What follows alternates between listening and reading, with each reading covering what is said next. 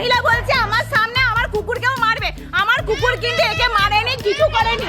এই সব কটা ওই প্রান্ত থেকে ওই প্রান্ত সব কটা ভ্যাকসিনেটেড। এত অসভ্য, তোকে কামড়াক তারপরে দেখি। তুমি যে মিডিয়ার সামনে এরকম করে দেখাতে বলছিলে, আমার যদি ছোট বাচ্চাটাকে ক্ষতি হচ্ছে তুমি দায়ী দিবে? অবশ্যই, তুমি আমার ছোট বাচ্চাটাকে